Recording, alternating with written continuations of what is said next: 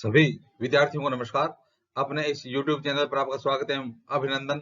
हाँ तो विद्यार्थियों, आज हम कक्षा 12 विषय राजनीति विज्ञान से एक महत्वपूर्ण टॉपिक देखने जा रहे हैं। तो आज की हमारी कक्षा रहेगी 12, विषय रहेगा राजनीति विज्ञान और आज का हमारा टॉपिक रहेगा संयुक्त राष्ट्र संघ का विकास। तो देखिए विद्यार्थियों, आज हम यूएनओ यानी यूनाइटेड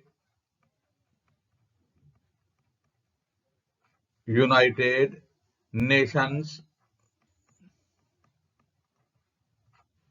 ऑर्गेनाइजेशन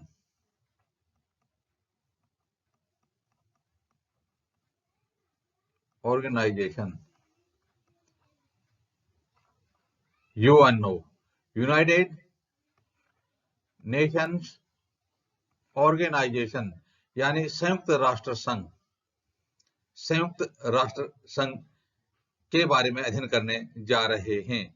तो आज का हमारा प्रकरण रहेगा, टॉपिक रहेगा संयुक्त राष्ट्र संघ का विकास। तो आज हम संयुक्त राष्ट्र संघ के बारे में अध्ययन करने जा रहे हैं। तो शुरू करते हैं विद्यार्थियों, आज का हमारा टॉपिक लीग ऑफ नेशंस के उत्तराधिकारी के रूप में संयुक्त राष्ट्र संघ की स्थापना हुई। लीग ऑफ नेशंस राष्ट्र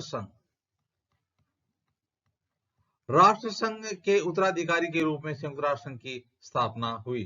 तो कौन सी संस्था के उत्तराधिकारी के रूप में संयुक्त राष्ट्र संघ की स्थापना हुई?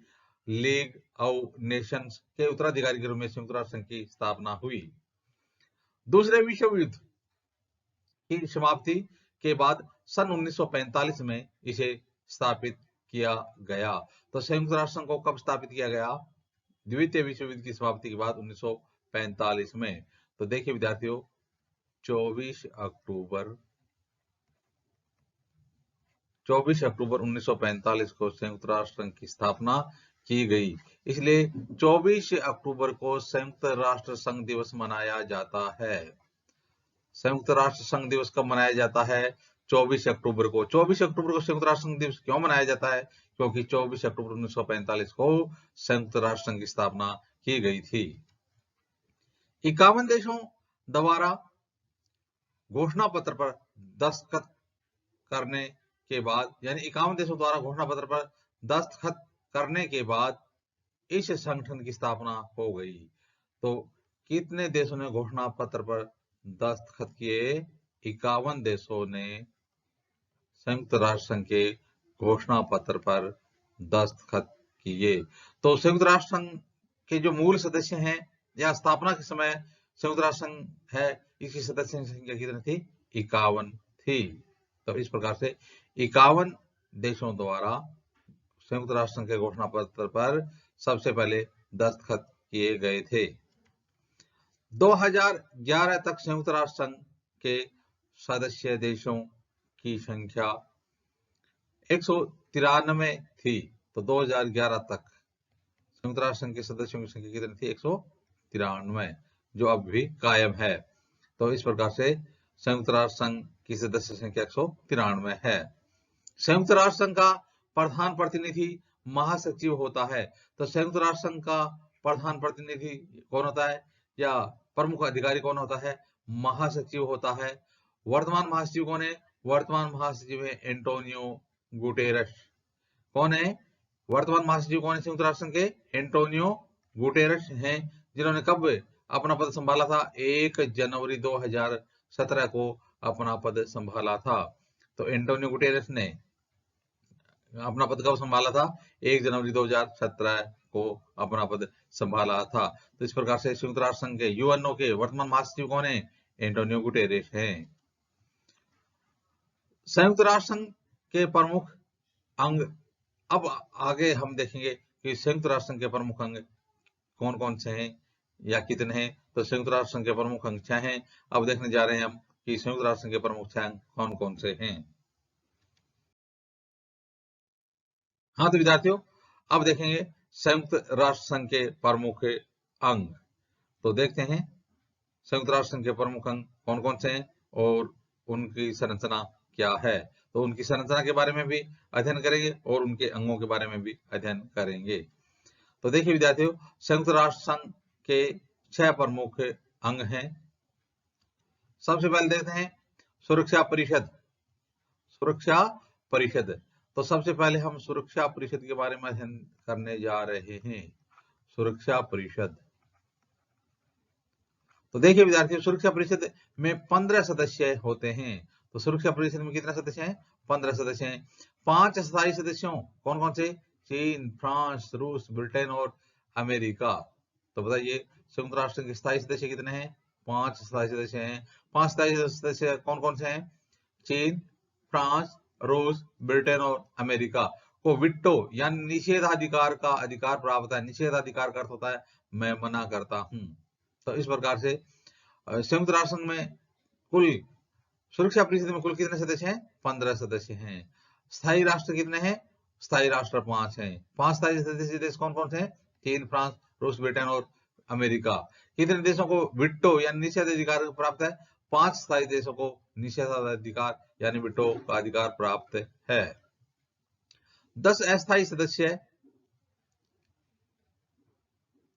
10 अस्थायी सदस्यों का चुनाव आम सभा द्वारा 2 वर्षों के लिए किया जाता है। तो 10 अस्थायी सदस्य, स्थायी कितने हो गए? 5, अस्थायी कितने हो गए? 10। 10 अस्थायी सदस्यों का चुनाव किसके द्वारा किया जाता है? आम सभा के द्वारा। किसके द्वारा? आम सभा के द्वारा किया जाता है। कितने वर्ष के लिए? 2 वर्षों के लिए। कितने वर्ष के लिए? 2 वर्षों के लिए किया जाता है। निर्णय सभी सदस्यों के लिए बाध्यकारी होता है।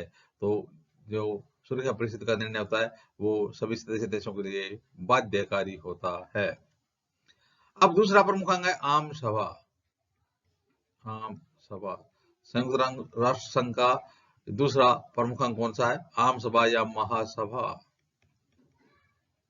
तो देखिए विद्यार्थियों, आम सभा, आम सभा में सभी सदस्यों यानी जितने संयुक्त राष्ट्र संघ के सदस्य राष्ट्र हैं, जिस प्रकार से 193 सदस्य राष्ट्र हैं, तो आम सभा में सभी सदस्यों यानी 193 को प्रतिनिधित्व प्राप्त है। तो सभी सदस्य देश है वो आम सभा के, संयुक्त राष्ट्र संघ के सभी सदस्य देश आम सभा के भी सदस्य हैं।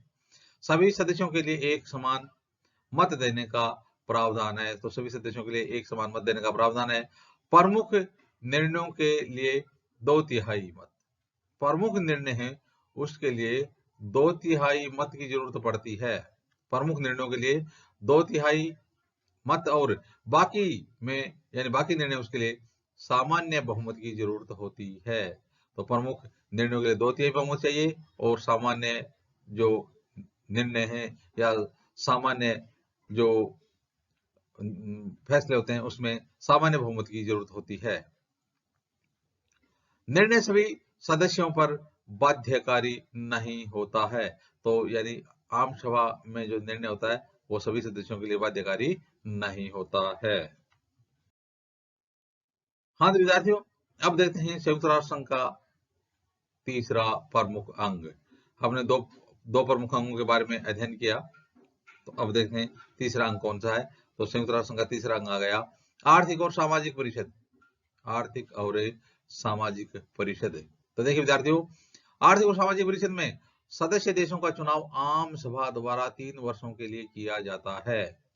आर्थिक और सामाजिक परिषद है, इसमें सदस्य देशों का चुनाव किसके द्वारा? आम सभा के द्वारा। कितने वर्षों के लिए? 3 वर्षों के लिए किया जाता है। किसके द्वारा? आम सभा के द्वारा। सभी भौगोलिक क्षेत्रों का प्रतिनिधित्व देते हुए 54 सदस्य होते हैं। तो आर्थिक और सामाजिक परिषद में सभी भौगोलिक क्षेत्र में उसको प्रतिनिधित्व देते हुए और कुल सदस्य संख्या कितनी है? 54 है। तो 54 सदस्य संख्या है आर्थिक और सामाजिक परिषद की। हाँ तो विद्यार्थी बताते हैं अगला प्रमुख अंग है अंतर्राष्ट्रीय न्यायालय। अंतर्राष्ट्रीय न्यायालय भी संयुक्त राष्ट्र संघ का एक प्रमुख अंग है। अंतर्राष्ट्रीय न्यायालय में 15 न्यायाधीश होते हैं। तो देखिए अंतर्राष्ट्रीय न्यायालय में 15 न्यायाधीशों का चुनाव 9 वर्षों के लिए आम सभा और सुरक्षा परिषद दोनों में पूर्ण बहुमत द्वारा होता है। अंतर्राष्ट्रीय न्यायालय में न्यायाधीशों की संख्या कितनी? 15। अंतर्राष्ट्रीय न्यायालय में न्यायाधीशों की संख्या कितनी है? 15 है। और इनका चुनाव कितने वर्षों के लिए किया जाता है? 9 वर्षों के लिए किया जाता है। किसके द्वारा किया जाता है? आम सभा और सुरक्षा परिषद दोनों में पूर्ण बहुमत से इसका चुनाव किया जाता है। तो 15 न्यायाधीशों का चुनाव 9 वर्षों के लिए आम सभा और सुरक्षा परिषद दोनों में पूर्ण बहुमत द्वारा किया जाता है। इसका मुख्यालय हेग में स्थित है। तो आपको बताना है कि अंतर्राष्ट्रीय न्यायालय का मुख्यालय कहाँ स्थित है? अंतर्राष्ट्रीय न्यायालय का मुख्यालय हेग में स्थित है। अगला प्रमुख अंग है सचिवालय। 5वां अंग कौन सा है? सचिवालय। तो देखिए विद्यार्थियों, इसमें अन्य प्रमुख संगठनों के कार्यों के लिए अंतर्राष्ट्रीय स्टाफ होता है। तो इसमें अन्य प्रमुख संगठनों के कार्यों के लिए अंतर्राष्ट्रीय स्टाफ कहाँ होता है? सचिवालय में अंतर्राष्ट्रीय स्टाफ होता है। इसका प्रधान महासचिव होता है। तो सचिवालय का प्रधान कौन होता है? सचिवालय का प्रधान महासचिव होता है, जिसकी नियुक्ति सुरक्षा परिषद की सलाह पर आम सभा 5 वर्षों के लिए करती है। तो वर्तमान यदि देखा जाए तो इसके महासचिव कौन है? हमने पीछे देखा था एंटोनियो गुटेरेस वर्तमान में सचिवालय के महासचिव हैं। इसका प्रधान महासचिव होता है, जिसकी नियुक्ति सुरक्षा परिषद की सलाह पर, महासचिव की नियुक्ति किसके द्वारा?